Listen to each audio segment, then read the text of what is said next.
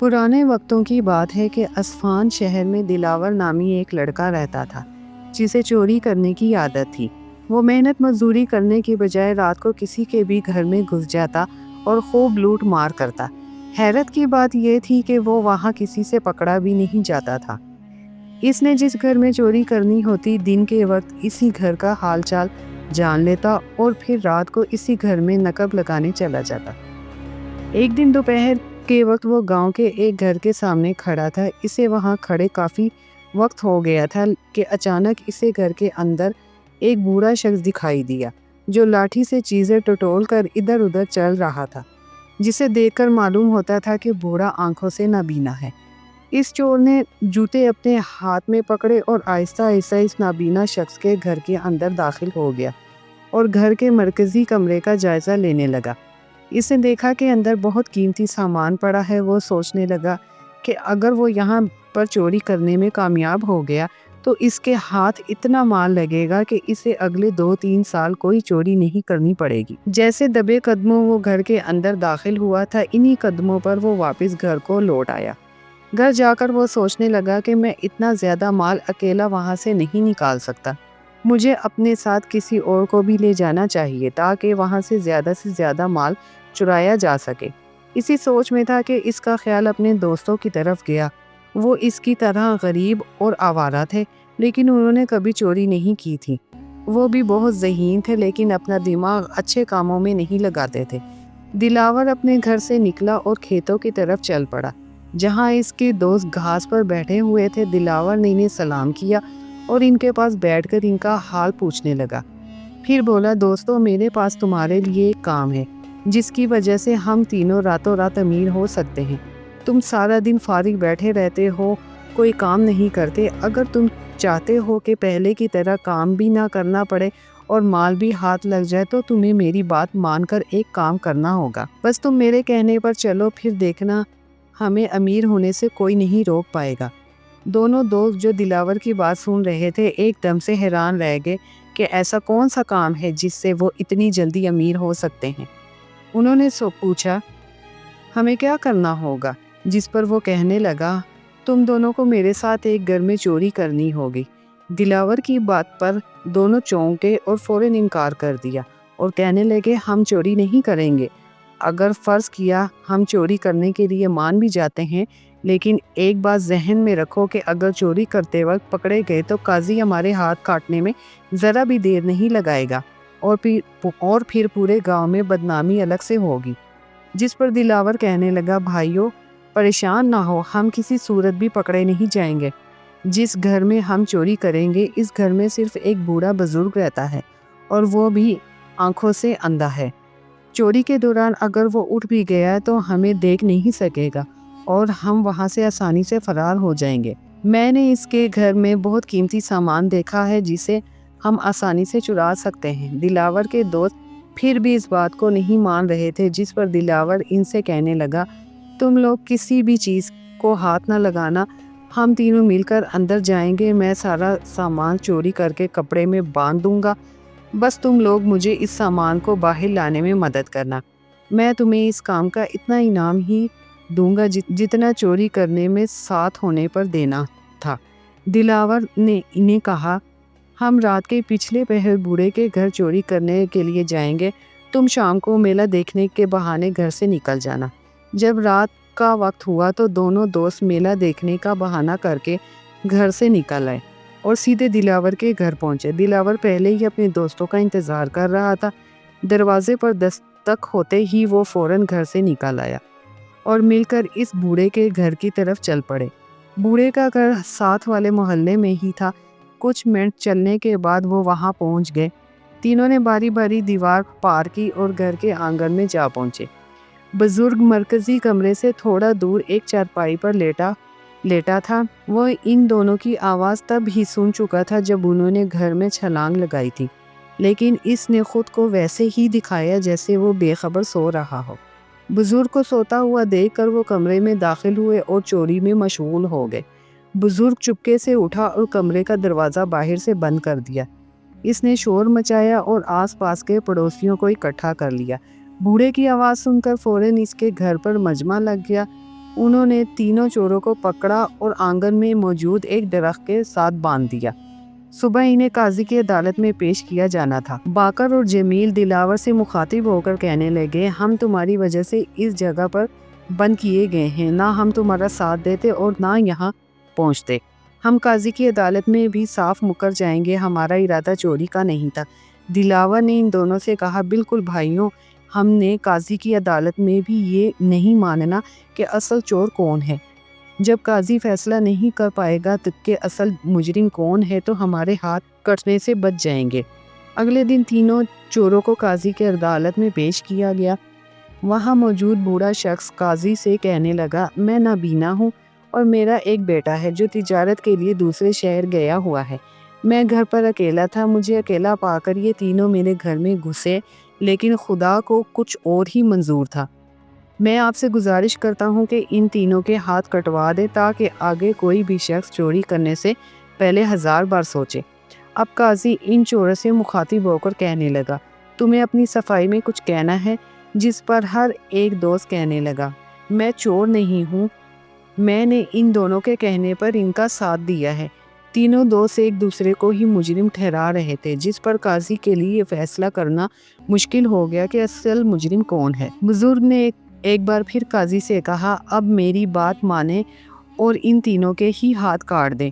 لیکن قاضی کہنے لگا، ان میں سے تو کوئی مان ہی نہیں رہا کہ اصل چور کون ہے، ہر کوئی ایک دوسرے پر الزام تراشی کر رہا ہے، ہمیں انہیں ان کے جرم کے مطابق سزا دینی ہوگی۔ قاضی نے انہیں غصے سے کہا، تم میں سے جو بھی چور ہے اپنا جرم قبول کر لے ورنہ بعد میں اچھا نہیں ہوگا۔ قاضی نے انہیں منانے کی ہر ممکن کوشش کی لیکن وہ جوں کے توں رہے۔ قاضی بے بس ہو گیا، اسے سمجھ نہیں آ رہی تھی کہ وہ کیسے ان کو سزا دے۔ قاضی نے ان کا امتحان لینے کی کوشش کی۔ قاضی نے باورچی سے ان کو کھانا پیش کرنے کو کہا۔ سب سے پہلے دلاور کو گوشت پیش کیا گیا۔ اس نے ایک نوالا لیتے ہی تھوک دیا اور کہنے لگا، یہ کتے کا گوشت ہے۔ قاضی حیران رہ گیا۔ قاضی نے فوراً باورچی سے پوچھا، کیا یہ واقعی کتے کا گوشت ہے؟ باورچی بولا، نہیں قاضی صاحب، یہ کتے کا گوشت نہیں ہے، آپ بے جھجک تحقیق کروا لیں۔ قاضی نے فوراً اس کسائی کو بلوایا جس کی دکان سے گوشت آیا تھا۔ قاضی نے کسائی سے پوچھا، کیا تم اپنی دکان پر کتے کا گوشت بیچتے ہو؟ تمہیں اس کی سزا ملے گی۔ یہ سن کر کسائی ڈر گیا اور کہنے لگا، قاضی صاحب، یہ بکرا ہی تھا۔ اصل میں جب یہ بکرا پیدا ہوا تھا تو اس کی ماں مر گئی تھی۔ مجھے اس وقت سمجھ نہیں آ رہا تھا کہ اسے کیسے پالوں۔ ایک دن یہ بکرا خود ہی ایک کتیا کے نیچے بیٹھ کر دودھ پینے لگا۔ جب میں نے یہ منظر دیکھا تو اسے نہیں روکا۔ پھر یہ روزانہ اسی کا دودھ پینے لگا اور اسی کتیا کا دودھ پی کر جوان ہوا ہے۔ اس کے کچھ حرکتیں کتوں جیسی تھیں، شاید یہی وجہ ہے کہ اس کے گوشت سے کتے کی بو آ رہی۔ قاضی دلاور کی ذہانت پر حیران رہ گیا۔ اب دوسرے دوست باقر کو دودھ پیش کیا گیا۔ باقر نے دودھ پینے سے پہلے ہی سونگا اور سائیڈ پر رکھ دیا اور کہنے لگا، میں یہ دودھ نہیں پی سکتا۔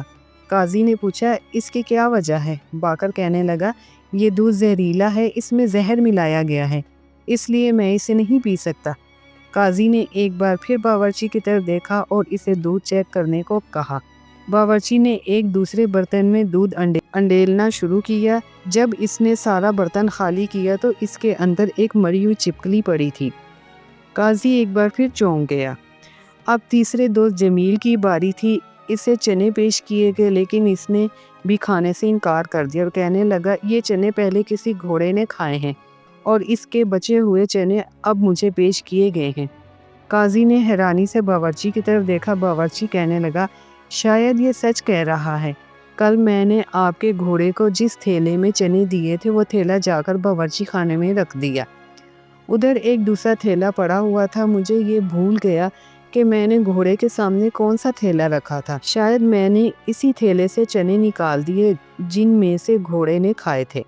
اب قاضی سوچ میں پڑ گیا، یہ تینوں بہت ذہین ہیں، ان میں سے اصلی چور کو پکڑنا بہت مشکل ہے۔ قاضی نے تینوں کو پکڑ کر زندان میں ڈال دیا اور گھر آ کر سوچنے لگا، آخر میں کیسے اصلی چور کو پکڑوں۔ قاضی کا بیٹا اس کے پاس بیٹھا ہوا تھا، اپنے باپ کو پریشانی میں ڈوبا دیکھ کر پوچھنے لگا، ابا جان، آپ کس وجہ سے پریشان ہیں؟ جس پر قاضی نے اس کے سامنے سارا ماجرا پیش کر دیا۔ اس پر قاضی کا بیٹا کہنے لگا، بابا جان ایک موقع مجھے دیں، شاید میں آپ کو اصلی چور تلاش کر کے دے دوں۔ قاضی نے اپنے بیٹے کو ایک موقع دے دیا۔ کل صبح دوبارہ قاضی کے سامنے تینوں دوستوں کو پیش کیا گیا۔ قاضی کے بیٹے نے تینوں کی طرف غور سے دیکھا اور مسکرا کر بولا، میں تم لوگوں کو ایک قصہ سنانا چاہتا ہوں۔ کسی شہر میں ایک لڑکی اپنے شوہر کے ساتھ رہتی تھی۔ اسے ایک خط ملا جس میں لکھا تھا کہ اس کا باپ بہت زیادہ بیمار ہے اور اس کے علاج کے لیے پیسوں کی ضرورت ہے۔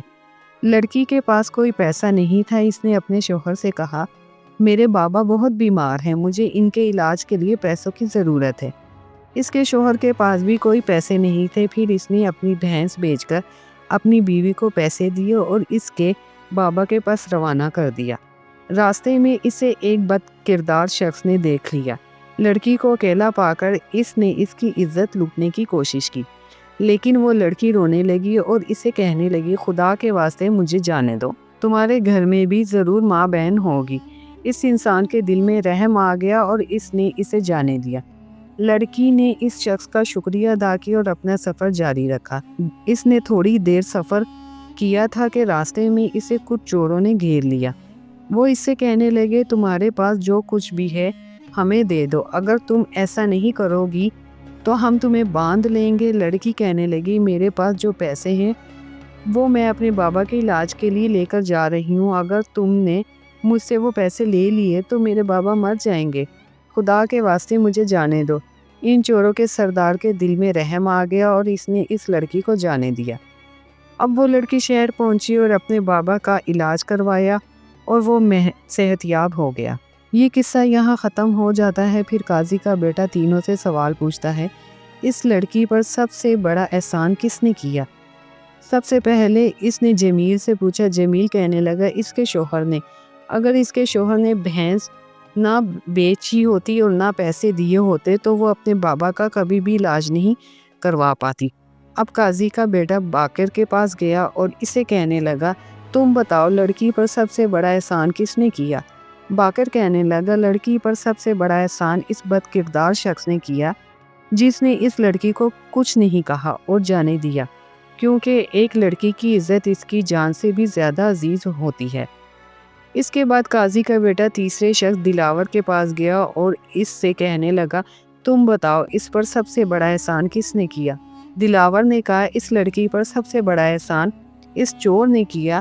اگر وہ چور اس لڑکی سے سارا مال چھین لیتے تو وہ اپنے بابا کا کبھی بھی علاج نہ کروا پاتی، اس لیے سب سے بڑا احسان چور نے کیا۔ اس پر قاضی کے بیٹے نے اپنے باپ سے کہا، یہی شخص اصل مجرم ہے۔ قاضی حیران رہ گیا اور اپنے بیٹے سے پوچھنے لگا، تمہیں کیسے پتا چلا کہ یہ مجرم ہے؟ جس پر اس کے بیٹے نے جواب دیا، آدمی جن عادتوں کا مالک ہوتا ہے اسے اسی خاصیت کے لوگ پسند آتے ہیں۔ اسی لیے تو اس انسان نے ایک چور کی اچھائی کو پسند کیا اور اس کی تعریف کی۔ اس کے بعد قاضی نے اپنے سپاہیوں کو حکم دیا کہ وہ دلاور کو لے جا کر تفتیش کرے۔ چور دلاور پہلے ہی ثابت ہو چکا تھا، تھوڑی سی مار پڑنے پر وہ اپنا جرم قبول کر گیا۔ زیادہ تفتیش کے بعد ثابت ہوا کہ دلاور ہی اصل چور ہے اور باقی اس کے دونوں دوست مال کو لے جانے میں اس کی سہولت کار تھے۔ قاضی نے دلاور کے ہاتھ کٹوا دیے اور باقی دو کو 7 سال قید کی سزا سنا دی۔